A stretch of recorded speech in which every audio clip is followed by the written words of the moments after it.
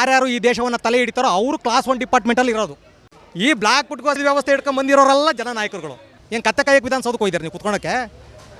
ಏನು ಮಾಡ್ಕೊಂತಿದ್ದೀರಾ? ನಾವು ಗುಲಾಮ್ರುಗಳ ಪ್ರಜಾಪ್ರಭುತ್ವ, ಪ್ರಜೆಗಳು ಕೇಳ್ತಾ ಇದ್ದೀವಿ ನಾವು. ಮಿಸ್ಟರ್ ಮಂತ್ರಿಗಳೇ, ಪ್ರಜೆಗಳಿಂದ ಪ್ರಜೆಗಳಿಗಾಗಿ ಪ್ರಜೆಗಳಿಗೋಸ್ಕರ ಪ್ರಭುತ್ವ ಇದು. ಇವ್ರು ಫಸ್ಟ್ ಬ್ಲ್ಯಾಕ್ ಪುಟ್ಕೋಸಿಯಲ್ಲಿ ಇಟ್ಬಿಟ್ಟಿದಾರಲ್ಲ ಪ್ರಜಾಪ್ರಭುತ್ವನ, ಅವನು ಬ್ಲ್ಯಾಕ್ ಪುಟ್ಕೋಸಿ ಹೊಡಿತಾನೆ. ಅವ್ನು ಬಂದನೆಲ್ಲ DNA ರಿಪೋರ್ಟ್ ಇದನ್ನೇ ಕೊಡೋದು. ನೀವು ಹುಡುಗಿಯ ನಿಮ್ಮ ಥರ್ಡ್ ಕ್ಲಾಸ್ ರಾಜಕೀಯ ವ್ಯವಸ್ಥೆ, ಈ ವ್ಯವಸ್ಥೆನ ಆ ಲೆವೆಲಿಗೆ ತಗೊಂಬಂದು ಸಿಕ್ಕಿದೆ. ಮಿಸ್ಟರ್ DK ಶಿವಕುಮಾರ್ ಅಂತ ಮಂತ್ರಿಗಳು ಬಂದ್ರಲ್ಲ, ಇವ್ರು ಯಾರೂ ಕೂಡ ಸಮಾಜವನ್ನು ಉದ್ಧಾರ ಮಾಡೋವಂಥ ಮಂತ್ರಿಗಳಲ್ಲ. ಉಪಯೋಗಿಸ್ಕೊಂಡು ಅದರ ಎಣಗಳ ಮೇಲೆ ತಮ್ಮ ಆ ಪಾರಪತ್ಯವನ್ನು ಸ್ಥಾಪಿರೋರುಗಳು ಇವರು. ಇಂಥ ಮೂರ್ಖರು ಮುಟ್ಟಾಡ್ರಿಗೆ ಪ್ರಜಾಪ್ರಭುತ್ವ ಬೇಕಾಗಿರಲಿಲ್ಲ ಇವರಿಗೆ. ನಮ್ಮ ಟ್ಯಾಕ್ಸ್ ದುಡ್ಡು ರೀ DK ಶಿವಕುಮಾರ್ಗೆ ಸಂಬಳ ಕೊಡ್ತಾ ಇರೋದು. ಏನಾರು ಅಪ್ಪಳ ಮನೆಯಿಂದ ತಗೊಂಬಂದು ಏನಾರು DK ಶಿವಕುಮಾರ್ಗೆ ಏನಾರು ಸಂಬಳ ಕೊಡ್ತಾ ಇದಾರ? ನಿಮ್ಮನ್ನು ಪುಟ್ಕೋಸಿ, ಬ್ಲ್ಯಾಕ್ ಪುಟ್ಕೋಸಿನ ತಲೆ ಮೇಕೆ ಹಾಕಿ ಜನ ಕಳಿಸ್ತಾರೆ ಅಲ್ಲಿಂದಲೇ. ಅವತ್ತೇ ಪೂರ್ವಜರಿಂದಲೂ ಇದೇ ಕೆಲಸ ಮಾಡ್ಕೊಂಡು ಬಂದಿರೋಂಥವ್ರು ರೈತರು. ಯಾವುದು? ನಾವು ಮಕ್ಕಳು ಮಕ್ಕಳುಗಳಿಂದಲೂ ತಾತ ಮುತ್ತಾತಗಳಿಂದಲೂ ಇದೇ ಕೆಲಸ ಮಾಡ್ಕೊಂಬತ್ತಿರೋದು. ನೀವು ರೈತರ? ಹೌದು, ನಾವು ರೈತರೇ. ನಮ್ಮ ಮುಖ್ಯಮಂತ್ರಿಗಳು ನೀವು ರೈತರೇ ಅಲ್ಲ ಅಂತಾರೆ. ರೈತರೇ ಅಲ್ಲ ಅಂದರೆ ಅವ್ರು ರಿಯಲ್ ಎಸ್ಟೇಟ್ ಮಾಡ್ಕೊತಾ ಇದ್ದಾರೆ ರೀ.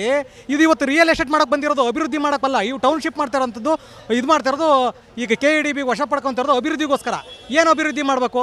ನೀರಾವರಿ ಯೋಜನೆಗಳು ತರಬೇಕು. ಅಭಿವೃದ್ಧಿ ಅಂದರೆ ನೀರಾವರಿ ಯೋಜನೆಗಳು ತರಬೇಕು. ಆಮೇಲೆ ರೋಡ್ಗಳು ಬರಬೇಕು, ಹೈವೇಗಳು ಯಾವಾರ ಬರಬೇಕು. ರಿಯಲ್ ಎಸ್ಟೇಟು, ಇವ್ರು ರಿಯಲ್ ಎಸ್ಟೇಟ್ ಪ್ರಕಾರ ಮಾತಾಡೋದಾದರೆ ಇವ್ರವು ಎಷ್ಟೋ ಅಪಾರ್ಟ್ಮೆಂಟ್ಗಳಿದ್ದಾವೆ, ಎಷ್ಟೋ ವಿಲ್ಲಾಗಳಿದ್ದಾವೆ. ಒಂದು ಫ್ಲಾಟ್ಸ್ ರೇಟ್ ಎಷ್ಟು? ಒಂದು ವಿಲ್ಲಾ ರೇಟ್ ಎಷ್ಟು?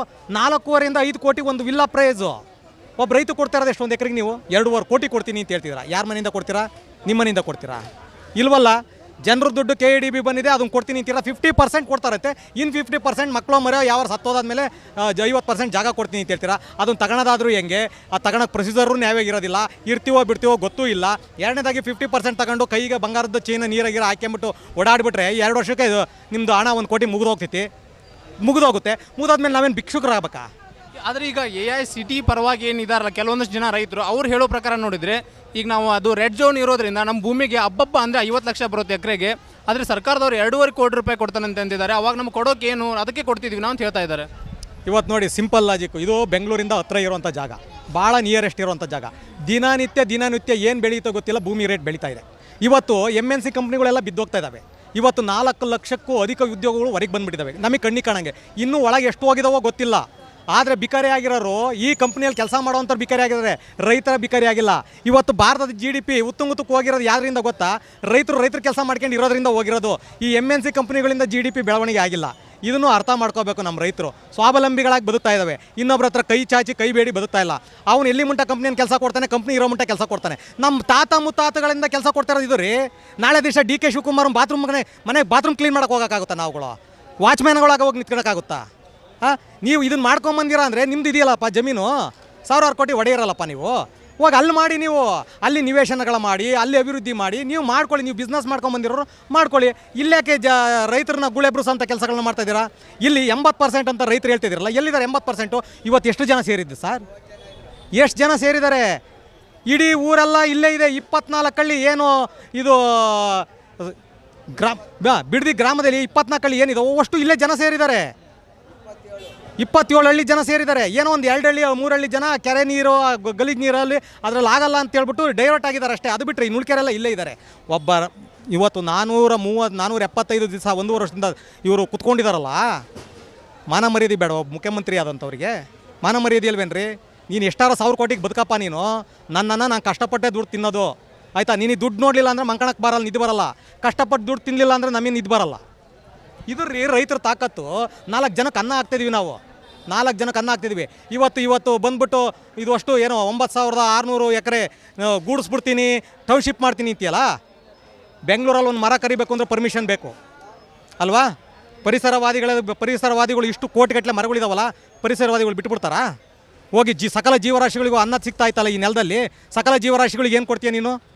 ಏನು ಕೊಡ್ತೀಯಾ? ಮತ್ತು ಪ್ರಾಣಿ ದಯಾ ಸಂಘದರಿಲ್ವಾ? ಅವ್ರೇನು ಮಾಡ್ತಾರೆ? ಇವನ್ನೆಲ್ಲ ಯೋಚನೆ ಮಾಡಬೇಕಲ್ಲ. ನಮ್ದು ಏನಾಗಿದೆ, DNA ರಿಪೋರ್ಟ್ ಕೊಟ್ಟಿದ್ದಾರೆ. ಇಲ್ಲಿ ಬಂಜರು ಭೂಮಿ, ಬೆಳೆಯೋಕ್ಕೆ ಯೋಗ್ಯವಲ್ಲದ ಭೂಮಿ ಅಂತ ರಿಪೋರ್ಟ್ ಕೊಟ್ಟಿದ್ದೀರಲ್ಲ. ಈ ರಿಪೋರ್ಟು ಯಾರು ಕೊಟ್ಟಿರೋದು? ಅಧಿಕಾರಿಗಳು ಕೊಟ್ಟರು. ಅಧಿಕಾರಿ ವರ್ಗ ಏನು ಮಾಡ್ತಾಯಿದೆ ನಿಮಗೆ ಗೊತ್ತಾ? ಇಡೀ ಭಾರತ ಸ್ವತಂತ್ರ ಬಂದ ಇತ್ಲಾಗೆ ಸುಮಾರು 35-40 ವರ್ಷದಿಂದ ಇತ್ಲಾಗೆ ಯಾರ್ಯಾರು ಈ ದೇಶವನ್ನು ತಲೆ ಹಿಡಿತಾರೋ ಅವರು ಕ್ಲಾಸ್ 1 ಡಿಪಾರ್ಟ್ಮೆಂಟಲ್ಲಿ ಇರೋದು. ವಾಸ್ತವ ಸತ್ಯ ರೀ. ನಾನು ಮೀಡಿಯಾದಲ್ಲಿ ಹೇಳ್ತಿದ್ದೀನಿ, ಅವ್ರನ್ನ ತನಿಖೆ ಮಾಡಿ. ಇವತ್ತು ತಗೊಳಕ್ಕೆ ಅಂತಾರೆ ಯಾರು? ಇದೇ ಕಳ್ಳರು. ಯಾರನ್ನು ತಿಂದಿದ್ದಾರೆ? ರೈತರನ್ನು ತಿಂದಿದ್ದಾರೆ ರೀ ಇವರು. ರೈತನ ತಿಂದು ಇವ್ರು ಬದುಕಿರೋದು. ಇವತ್ತು ಕೋಟಿಗಟ್ಟಲೆ ಆಸ್ತಿಗಳು, ಬೇನಾಮಿ ಆಸ್ತಿಗಳು. ಇವರು ಈ ಮಣ್ಣು ಎಷ್ಟು ಫಲವತ್ತಾಗಿದೆ. ಮಲೆನಾಡು ಸೀಮೆ ನೋಡ್ದಂಗೆ ಆಗುತ್ತೆ ರೀ ಇದು ಬಂದರೆ. ಮಲೆನಾಡು ಸೀಮೆ ನೋಡ್ದಂಗೆ ಆಗುತ್ತೆ. ನೀವು ಅಭಿವೃದ್ಧಿ ಮಾಡೋರು ಈ ಗೊಚ್ಚೆ ನೀರು ತಗೊಂಬಂದು ಇಲ್ಲಿಗೆ ಯಾಕೆ ಬಿಡ್ತಿದ್ದೀರಾ? ಅಲ್ಲೇ ಗೊಚ್ಚೆ ನೀರು ಫಿಲ್ಟ್ರ್ ಮಾಡಿಬಿಡ್ರಿ. ರೈತರ ಬದುಕಿ ಅಂತನಲ್ವಾ? ಇವತ್ತು ರೈತನಿಗಿರೋವಷ್ಟು ಬೆಲೆ ಯಾವುದೇ ಮನುಷ್ಯನಿಗೂ ಇಲ್ಲ. ಯಾಕಪ್ಪ ಅಂದರೆ ಅನ್ನ ಕೊಡುವಂಥ ತಾಯಿ ಇದ್ದಾಗೆ. ಯಾರೋ DK ಶಿವಕುಮಾರ್ 4 ಜನಕ್ಕೇನೋ ಅನ್ನ ಹಾಕ್ಬೋದು ರೀ. ರೈತ ಸಕಲ ಜೀವರಾಶಿಗಳಿಗೂ ಅನ್ನ ಕೊಡೋಂಥನು ರೈತ. PM ತಾಯಿ ಅಂತ ಹೇಳಲ್ಲ, ಈ ದೇಶದ CM ತಾಯಿ ಅಂತ ಹೇಳಲ್ಲ, ರೈತನು ಮಾತ್ರ ತಾಯಿ ಅಂತ ಹೇಳುವಂಥದ್ದು. ಯಾಕೆ ಅಂದರೆ ಎಲ್ಲವನ್ನು ಸಹಿಸಿಕೊಂಡು ತಾಳ್ಮೆಯಿಂದ ಹೋಗುವಂಥವನು, ಸಕಲ ಜೀವರಾಶಿಗಳಿಗೆ ಅನ್ನ ಕೊಡುವಂಥನು, ಪಂಚಭೂತಗಳನ್ನೇ ಗುರುವಾಗಿಟ್ಕೊಂಡಿರೋನು ರೈತ. ಇವಾಗ ಅವರು AICT ಮಾಡಬೇಕಂತೇಳಿ ರೈತರ ಭೂಮಿ ಕೈ ಹಾಕಿದ್ದಾರೆ, ಅಥವಾ ತಮ್ಮ ಪ್ರತಿಷ್ಠೆನ ಉಳಿಸ್ಬೇಕಂತೇಳಿ DK ಶಿವಕುಮಾರ್ ಅವರು ಒಂದು ಕುಮಾರಸ್ವಾಮಿ ಅವರು ಅಪೋಸಿಟ್ ಆಗಿ ತಮ್ಮ ಪ್ರತಿಷ್ಠೆನ ಉಳಿಸ್ಕೋಕ್ಕೋಸ್ಕರ ಈ AICT ಮಾಡಲೇಬೇಕಂತ ನಿಂತಿದ್ದಾರೆ? ಪ್ರತಿಷ್ಠೆನೋ ಆಮೇಲೆ ವಶನೋ ಅದು ಸೆಕೆಂಡ್ರಿ. ನಮಗೆ ಗೊತ್ತಾಗ್ತಾ ಇರೋದು ವಾಸ್ತವ ಸಂಗತಿ ಒಂದೇ. ಇಲ್ಲಿ ರೈತರು ಭಾಳ ಚೆನ್ನಾಗಿ ನೆಮ್ಮದಿಯಾಗಿ ಬದುಕ್ತಾ ಇದ್ದಾರೆ. ಆಯಿತಾ? ಅವರನ್ನು ಗೋಳೆಬ್ರಿಸೋಂಥ ಕೆಲಸಗಳನ್ನ ಮಾಡಬೇಡಿ. ನಿಮ್ಮ ಪ್ರತಿಷ್ಠೆ, ನಿಮ್ಮ ಅಭಿವೃದ್ಧಿ ಇದ್ದರೆ ಬಂಜರು ಭೂಮಿಗಳಲ್ಲಿ ತೋರಿಸಿ, ಕ್ಯೂರಿಫೈ ವಾಟರ್ಗಳಲ್ಲಿ ತೋರಿಸಿ. ಇವತ್ತು ಬೆಂಗಳೂರಲ್ಲಿ ಮೂಲಭೂತ ಸೌಕರ್ಯಗಳಿಲ್ಲದೆ ರೋಡಲ್ಲಿ ಟ್ರಾಫಿಕ್ ಜಾಮ್ ಆಗಿ ನಿಂತ್ಕೊತಾ ಇದ್ದಾವೆ. ನಿಮಗೆ ಯಾವನ ಅಪಾರ್ಟ್ಮೆಂಟ್ಗಳಿಗೆ ಅಷ್ಟೊಂದು ಪರ್ಮಿಷನ್ ಕೊಡು ಅಂತ ಹೇಳಿದ್ದನು?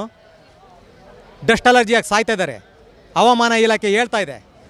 ಯಾರ್ರೀ ನೀವು ಮಾಡಬೇಕಾದಂಥ ಕರ್ತವ್ಯಗಳನ್ನ ಮಾಡಿ.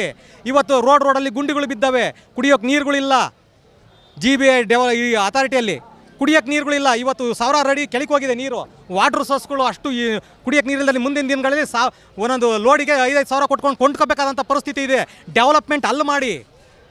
ಇವತ್ತು ಏನು ಇಡೀ ರಾಜ್ಯದಲ್ಲಿ ಬರಗಾಲ ಆವರಿಸಿದೆ ರೀ. ಕುಡಿಯೋಕ್ಕೆ ನೀರಿಲ್ಲದಲೇ ಜನ ತತ್ತರಿಸ್ತಾ ಇದ್ದಾರೆ. ಇವತ್ತು ಕುಡಿಯೋ ನೀರಿನ ಯೋಜನೆಗಳನ್ನ ಕೆರೆ ತುಂಬಿಸೋವಂಥ ಕೆಲಸ ಮಾಡಿ. ಅದು ನಿಜವಾದಂಥ ಅಭಿವೃದ್ಧಿ. ಮೂಲಭೂತ ಸೌಕರ್ಯಗಳನ್ನ ಕೊಡಿ, ಅದು ಅಭಿವೃದ್ಧಿ. ಅದನ್ನು ಬಿಟ್ಬಿಟ್ಟು ವಕ್ಫ್ ಅಂತ ರೈತರ ಜಮೀನುಗಳ ಮೇಲೆಲ್ಲ ವಕ್ಫ್ ಅಂತ ಹಾಕೋವಂಥದ್ದು, ಗುಂಡಿ ಬಿಚ್ಚಿರೋ ರೋಡ್ಗಳನ್ನೆಲ್ಲ ಬಿಟ್ಬಿಟ್ಟು ಜನಸಾಮಾನ್ಯರ ಕೈ ಕಾಲು ಮುರ್ಕೊಂಡು ಓಡಾಡೋ ಅಂಥದ್ದು. ಇವತ್ತು ಎಜುಕೇಷನ್ ಅನ್ನೋದು ಬಿಸ್ನೆಸ್ ದಂಧೆಯಾಗಿ ಬದುಕ್ತಾ ಐತಿ. ಈ ನಿಜವಾದಂಥ ಗೌರ್ಮೆಂಟ್ ಸ್ಕೂಲ್ಗಳು ಮುಚ್ಕೊಂಡು ಹೋಗಿದ್ದಾವೆ. ಯಾವ ಅಭಿವೃದ್ಧಿ ಕೊಟ್ಟಿದ್ದೀರಾ ನೀವು? ನಾನು ಅದಕ್ಕೆ ಹೇಳ್ತಿರೋದು, ಇದು ತಲೆ ಹಿಡುಕರು ವ್ಯವಸ್ಥೆ. ಪ್ರಜಾಪ್ರಭುತ್ವದಲ್ಲಿ ಮೂಲಭೂತ ಸೌಕರ್ಯಗಳಿಲ್ದಲೇ ವಂಚಿತರನ್ನು ಮಾಡಿ ಇವತ್ತು ಯಾವ ಕಾನೂನುಗಳ ಬಗ್ಗೆ ತಿಳುವಳಿಕೆನೇ ಇಲ್ಲ ರೈತರಿಗೆ, ಜನಗಳಿಗೆ ತಿಳುವಳಿಕೆ ಇಲ್ಲ. ಶಿಕ್ಷಣ ಕೊಡಿರಿ, ಆ ಥರದ್ದು ಕಾನೂನುಗಳ ಬಗ್ಗೆ ಶಿಕ್ಷಣ ಕೊಡಿ. ಈ ವ್ಯವಸ್ಥೆಯ ಪೂರಕವಾದಂಥ ಶಿಕ್ಷಣ ಕೊಡಿ, ಸಂಸ್ಕಾರಯುತವಾದಂಥ ಶಿಕ್ಷಣ ಕೊಡಿ. ಇವತ್ತು ನೋಡಿ 3 ಕೊಲೆಗಳಾಗ್ತವೆ ಬೆಳಕರೇತಿಗೆ. ತಾಯಿ ತಂದೆನ ಮಕ್ಕಳೇ ಕೊಲ್ತಾ ಇದ್ದಾವೆ, ಅಜ್ಜಿ ಅಜ್ಜನ ಮಕ್ಕಳುಗಳು ಕೊಲ್ತಾ ಇದ್ದಾವೆ. ಯಾಕೆ ಕೊಲ್ತಾ ಇದ್ದಾವೆ? ನಿಮ್ಮ 3rd ಕ್ಲಾಸ್ ರಾಜಕೀಯ ವ್ಯವಸ್ಥೆ. ಈ ವ್ಯವಸ್ಥೆನ ಆ ಲೆವೆಲಿಗೆ ತಗೊಂಬಂದು ಸಿಕ್ಕಿದೆ. ಮಿಸ್ಟರ್ DK ಶಿವಕುಮಾರ್ ಅಂತ ಮಂತ್ರಿಗಳು ಬಂದ್ರಲ್ಲ, ಇವ್ರು ಯಾರೂ ಕೂಡ ಸಮಾಜವನ್ನು ಉದ್ಧಾರ ಮಾಡೋವಂಥ ಮಂತ್ರಿಗಳಲ್ಲ. ಉಪಯೋಗಿಸ್ಕೊಂಡು ಅದರ ಎಣಗಳ ಮೇಲೆ ತಮ್ಮ ಆ ಪಾರಪತ್ಯವನ್ನು ಸ್ಥಾಪಿರುವಂಥ ತಲೆ ಹಿಡುಕರುಗಳು ಇವರು.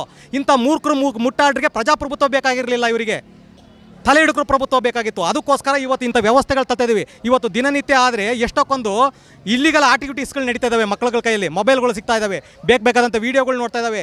ಸಂಸ್ಕಾರಯುತವಾದಂಥ ಒಂದು ವ್ಯವಸ್ಥೆನ ತಗೊಂಬರೋಕ್ಕೆ ವ್ಯವಸ್ಥೆ ಬಡಿ, ಒಳ್ಳೊಳ್ಳೆ ಕಾನೂನುಗಳು ತಗೊಂಬನ್ನಿ. ಇವತ್ತು DNA ರಿಪೋರ್ಟ್ ಕೊಡ್ತಾ ಇದ್ದೀರಲ್ಲಪ್ಪ, ಇದರಲ್ಲಿ ಬೆಳೆದಿದೆ ಅಂತ. ಇದೇ ಥರ DNA ರಿಪೋರ್ಟ್ ಪ್ರತಿಯೊಂದು ತಾಲೂಕ್ ಪಂಚಾಯತಿಗಳು ಕೊಡ್ತಾ ಇದ್ದಾರೆ.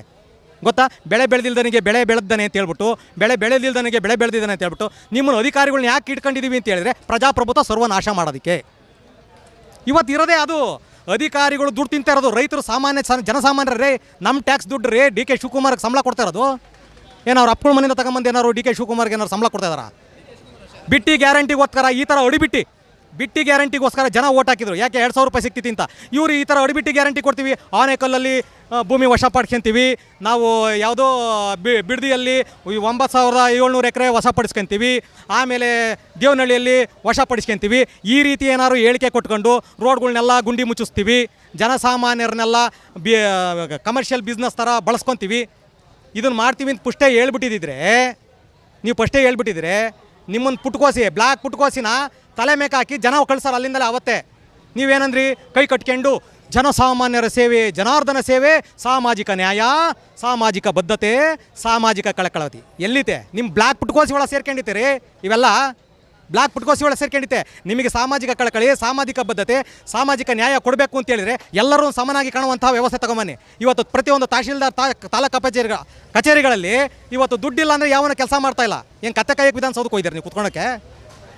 ಏನು ಮಾಡ್ಕೊಂತಿದ್ದೀರಾ? ನಾವು ಗುಲಾಮ್ರುಗಳ ಪ್ರಜಾಪ್ರಭುತ್ವ, ಪ್ರಜೆಗಳು ಕೇಳ್ತಾ ಇದ್ದೀವಿ. ನಾವು ಮಿಸ್ಟರ್ ಮಂತ್ರಿಗಳೇ ಕೇಳ್ತಿದ್ದೀವಿ ರೀ. ನಮ್ಮನ್ನ ನೀವು ತಿಂತಿರೋದು, ನಿಮ್ಮ ಅನ್ನ ಅಲ್ಲ ನಾವು ತಿಂತಿರೋದು. ಅದನ್ನು ಅರ್ಥ ಮಾಡ್ಕೊಳ್ಳಿ. ಅದನ್ನು ಅರ್ಥ ಮಾಡಿಕೊಂಡು ಇವತ್ತು ಹೇಳ್ತೀರಾ ಸತ್ತಾಗ ನಾನು ನುಡ್ದಾರು ನನ್ನ ಹತ್ರ ಇರಲ್ಲ ಅಂತ. ಇದೇ ಡಿ ಕೆ ಶಿವಕುಮಾರ್. ಅಷ್ಟು ಇಲ್ಲ, ಇಷ್ಟು ಜನ ಇಷ್ಟು 1.5 ವರ್ಷದಿಂದ ಬಾಯಿ ಬಡ್ಕೊಂತಿದ್ದಾರೆ ಅಂದರೆ ಅಟ್ಲೀಸ್ಟ್ ಒಂದು ಮಾನವೀಯತೆ ದೃಷ್ಟಿಗಾರು ಬಂದುಬಿಟ್ಟು ಸಮಾನ ವ್ಯವಸ್ಥೆಯಲ್ಲಿ ನೀವು ಈ ಥರ ಮಾಡಿದಿರಪ್ಪ, ಈ ಥರ ಮಾಡೋದು ಸರಿ ಇಲ್ಲ, ಹಿಂಗೆ ಮಾಡಬೇಕಾಗಿತ್ತು, ಹಂಗೆ ಮಾಡಬೇಕಾಯ್ತು, ಅದಕ್ಕೊಂದು ಸಜೆಷನ್ ಕೊಡಬೇಕಾಗಿತ್ತು. ಒಬ್ಬ ನಾಯಕನ ಸದ್ಗುಣ ಅದು ಬಂದು ಹೇಳುವಂಥದ್ದು. ಅದು ಆಗುತ್ತೋ ಬಿಡುತ್ತೋ ಸೆಕೆಂಡ್ರಿ ರೀ. ಜನರನ್ನು ಒಂದು ಉತ್ತಮವಾದಂಥ ವ್ಯವಸ್ಥೆ ಕರ್ಕೊಂಡು ಹೋಗೋದು ನಾಯಕನ ಲಕ್ಷಣ. ಅದನ್ನು ಬಿಡ್ತಾರೆ, ಬಂದೇ ಇಲ್ಲ. ಇಷ್ಟು ವರ್ಷ 1.5 ವರ್ಷದಿಂದ ಕುತ್ಕೊಂಡು ನಾವು ಬೇರೆ ಕಡೆಯಿಂದ ಬಂದು ಇಲ್ಲಿ ಕೇಳ್ತಾ ಇದ್ದೀವಿ ರೀ. ಯಾಕೆ ಅಂದರೆ ರೈತನ ಕಷ್ಟ ಏನು ಅನ್ನೋದು ನಮಗೆ ಗೊತ್ತಿದೆ. ನಿಮಗೆ ಆಲ್ಸೋಕ್ಕಾಗಲ್ವಾ? ಆಲ್ಸೋಕ್ಕಾಗಲ್ವೇನ್ರಿ? ಫಸ್ಟ್ ಅದನ್ನು ಕಳೀರಿ. ಆ ಸಂಸ್ಕಾರ ನಿಮ್ಮಲ್ಲಿ ಮೊದಲಿಂದಲೂ ಬಂದಿದ್ದರೆ ನಮಗೆ ಇಂಥ ವ್ಯವಸ್ಥೆ ಗೊತ್ತಿಲ್ಲ. ಪ್ರಜಾಪ್ರಭುತ್ವ ಅನ್ನೋದು ಏನು ಅನ್ನೋದನ್ನು ಜನರಿಗೆ ಹೇಳ್ಕೊಡ್ರಿ. ಪ್ರಜೆಗಳಿಂದ ಪ್ರಜೆಗಳಿಗಾಗಿ ಪ್ರಜೆಗಳಿಗೋಸ್ಕರ ಅಲ್ಲ, ಪ್ರಭುತ್ವ ಇದು ಈಸ್ ರಿಯಲ್ ಫ್ಯಾಕ್ಟ್. ಇದು ಭಾರತದ ದುರಾದೃಷ್ಟ. ಇದು ನಮಗೆ ಕಾನೂನುಗಳು ಹೆಂಗಿದಾವೆ ಅಂತ ಹೇಳ್ಕೊಡ್ಲಿಲ್ಲ ರೀ. ಅದಕ್ಕೆ ಕೊಲೆಗಳು ನಡೀತಾ ಇದ್ದಾವೆ. ಕೊಲೆಗಳು ಯಾಕೆ ನಡೀತಾ ಇದ್ದಾವೆ? ಕಠಿಣವಾದಂಥ ಕಾನೂನು. ಇವತ್ತು ಈ ಜೈಲುಗಳಿಗೆ ಹೋದರೆ ಅಫೀಮ್ ಸಿಗ್ತೈತಿ ಯಾರಿಗೆ? ಜೈಲಲ್ಲಿರುವಂಥ ಕಳ್ಳರಿಗೆ, ಕೈದಿಗಳಿಗೆ, ಕಳ್ಳರಿಗೆ, ಸುಳ್ಳ್ರಿಗೆ ಅಫೀಮ್ ಸಿಗ್ತೈತಿ, ಗಾಂಜಾ ಸಿಗ್ತೈತಿ, ಮೊಬೈಲ್ ಸಿಗ್ತೈತಿ, ಮೂಲಭೂತ ಸೌಕರ್ಯಗಳು ಭಾಳ ಫಸ್ಟ್ ಕ್ಲಾಸ್ ಆಗ್ತಿದ್ದಾವೆ. ಐಷಾರಾಮಿ ಇಟ್ಕೊಂಡು ಕೂತ್ಕೊಂಡಿದ್ದಾರೆ. ಏನು ಪುಟ್ಕೋಸಿ ಪ್ರಭುತ್ವ ರೀ ಇದು ನಮ್ಮದು. ಪುಟ್ಕೋಸಿ ಪ್ರಭುತ್ವ. ಇವರೆಲ್ಲ ಪುಟ್ಕೋಸಿಗಳು, ಅದೊಂದು ಪುಟ್ಕೋಸಿ ಪ್ರಭುತ್ವ. ಇಲ್ಲೆಲ್ಲ ಬಾಯಿ ಬಡ್ಕೊತಾರೋ ನಾವು ಪುಟ್ಕೋಸಿಗಳೇ. ಯಾಕೆ ಅಂತ ಹೇಳಿದ್ರೆ ಪ್ರಜಾಪ್ರಭುತ್ವ ಅನ್ನೋದು ಏನು ಇವತ್ತಿನವರೆಗೂ ಹೇಳ್ಕೊಡ್ಲೇ ಇಲ್ಲ ಇವರು. ಅಂಥ ಶಿಕ್ಷಣ ತರಲೇ ಇಲ್ಲ ನಮಗೆ. ತರಲಿಲ್ಲದ ಹಣೆ ಬರಕ್ಕೆ ಇವಕ್ಕೆ ಯಾವತ್ತು ಏನು ಒಬ್ಬ ತಹಶೀಲ್ದಾರ್ ಹತ್ರ ಹೋಗಿ ಕೈ ಕಟ್ಕೊಂಡು ನಿಂತ್ಕೊಂತಾರೆ ರೀ. ಕೆಲಸ ಮಾಡೋಣ ಹತ್ರ ಅವ್ನು ಕೂಲಿ, ತಹಶೀಲ್ದಾರ್ ಕೂಲಿ, DC ಕೂಲಿ, AC ಕೂಲಿ, ಅವನ ಹತ್ರ ಹೋಗಿ ಕೈ ಕಟ್ಕೊಂಡು ನಿಂತ್ಕೊತೀವಿ. ಸ್ವಾಮಿ ಅವನು ಹಿಂಗೆ ಬಂದು ನಿಂತ್ಕೊತಾನೆ, ಕೈ ಮುಗಿತಾರೆ. ರೈತ ಕೈ ಮುಗಿತಾನೆ ತಹಶೀಲ್ದಾರಿಗೆ, DCಗೆ. ಯಾಕೆ ಕೈ ಮುಗಿತಾನೆ? ವ್ಯವಸ್ಥೆನ ಸರಿಯಾದಂಥ ರೀತಿಯಲ್ಲಿ ಕರ್ಕೊಂಡು ಹೋಗ್ರಿ ಅಂತ. ಈ ನನ್ನ ಮಕ್ಕಳು ಬಂದ್ಬಿಟ್ಟು ಈ ರೀತಿ DNA ರಿಪೋರ್ಟ್ ಕೊಡ್ತಾರೆ ಅಂತ ಗೊತ್ತಾಗ್ಬಿಟ್ಟಿದ್ರೆ ಇವ್ರನ್ನ ಕೈ ಮುಗಿಬೇಕಾ, ಕಾಲಿಟ್ಕೊಂಡು ಮೇಕೆತ್ಬೇಕು. ವಾಸ್ತವ ಸತ್ಯ ರೀ. ಮೀಡಿಯಾದವ್ರು ಪ್ರಚಾರ ಮಾಡ್ಬೇಕು ತಾನೆ. ಕಾಲಿಡ್ಕೊಂಡು ಮೇಕೆತ್ಬೇಕು. ಇವ್ರು ನಾಲಾಯಕ್ ನನ್ನ ಮಕ್ಕಳು. ಇವ್ರಿಗೆ ಕಲಿಸಿರೋ ಎಜುಕೇಷನ್ನೇ ತಲೆ ಹಿಡ್ಕ ಎಜುಕೇಷನ್ನು. LKGಗೆ ಲಕ್ಷ, SLC ಒಳಗೆ ಒಂದು 20 ಲಕ್ಷ, ನೆಕ್ಸ್ಟ್ ಫರ್ದರ್ ಕಾಲೇಜಿಗೆ ಹೋಗೋಕೆ ಒಂದು 10 ಲಕ್ಷ, ಆಮೇಲೆ ಅವನಿಗೆ ಕೆಲ್ಸಕ್ಕೆ ಹೋಗೋಕ್ಕೆ ಅದಕ್ಕೊಂದು 20 ಲಕ್ಷ, ಟ್ರಾನ್ಸ್ಫರಿಗೆ ಒಂದು 20 ಲಕ್ಷ. ಅವ್ನು ಬಂದು ಕುತ್ಕೊಂಡು ಏನು ಮಾಡ್ತಾನೆ? ಬ್ಲ್ಯಾಕ್ ಪುಟ್ಕೋಸಿನೇ ಹುಡ್ಕೋದವನು. ಇವ್ರು ಫಸ್ಟ್ ಬ್ಲ್ಯಾಕ್ ಪುಟ್ಕೋಸಿಯಲ್ಲಿ ಇಟ್ಬಿಟ್ಟಿದಾರಲ್ಲ ಪ್ರಜಾಪ್ರಭುತ್ವನ, ಅವನು ಬ್ಲ್ಯಾಕ್ ಪುಟ್ಕೋಸಿ ಹೊಡಿತಾನೆ. ಅವ್ನು ಬಂದನ್ನೆಲ್ಲ DNA ರಿಪೋರ್ಟ್ ಇದೇ ಕೊಡೋದು. ನೀನು ಅಪ್ಪಿಡ್ದೀಯಾ? ವಾಸ್ತವ ಸತ್ಯ ರೀ. ನಗೆಡೋದಲ್ಲ. ಜನಕ್ಕೆ ಬೇಕಾಗಿರೋ ಇದು ತಿಳುವಳಿಕೆ. ಇದನ್ನು ಹಾಕ್ಯಂಬಂದಿರೋರೆಲ್ಲ ದೊಡ್ಡ ನಾಯಕರುಗಳು. ಈ ಬ್ಲ್ಯಾಕ್ ಪುಟ್ಕೋಸಿ ಹಿಡ್ಕೊಂಡು ಈಗ ಬಂದಿರೋರೆಲ್ಲ ಜನ ನಾಯಕರುಗಳು. ಸ್ವತಂತ್ರ ಬಂದು 75 ವರ್ಷದಿಂದ ಇವೆ. ನಿಜವಾಗ್ಲೂ ತಾಕತ್ತಿದ್ದಾರಾಗಿದ್ದರೆ ಇವತ್ತು ಇಷ್ಟು 475 ದಿವಸದಿಂದ ಕೂತ್ಕೊಂಡಿರೋಂಥ ರೈತರನ್ನ ಬಂದು ಕೇಳ್ದಂಗೆ ಇರ್ತಿದ್ರಾ? ಯಾರೀ ಕೇಳಿದ್ದಾರೆ ರೇ? ನಾನು ಎಲ್ಲೋ ಇದ್ದವನು ರೇ, ಬಂದು ಕೇಳ್ತಾ ಇದ್ದೀನಿ, ವಿಚಾರಿಸ್ತಾ ಇದ್ದೀನಿ, ವೀಡಿಯೋಗಳು ಮಾಡಿಬಿಟ್ಟಿದ್ದೀನಿ ಫೇಸ್ಬುಕ್ಕಲ್ಲೆಲ್ಲವ. ಯಾಕೆ ಮಾಡಿಬಿಟ್ಟಿದೆ? ಕಳಕಳಿ ಇದೆ, ರೈತನ ಬಗ್ಗೆ ಕಳಕಳಿ ಇದೆ. ನಮ್ಮಪ್ಪ ರೈತ, ನಾನು ರೈತ, ಅನ್ನ ತಿಂದಿದ್ದೀವಿ. ರೈತ ಈ ಪಡೋ ಕಷ್ಟ ಎಷ್ಟು ಗೊತ್ತು. ಇವ್ರಿಗೆ ಹೆಂಗೆ ಗೊತ್ತು? ರಿಯಲ್ ಎಸ್ಟೇಟ್ ಮಾಡ್ಕೊಂಡು ಯಾವುದೋ ಕಮಿಷನ್ ಇಟ್ಕೊಂಡು 1000 ಕೋಟಿ ಆಸ್ತಿ ಮಾಡ್ಕೊಂಡಿರೋರಿಗೆ.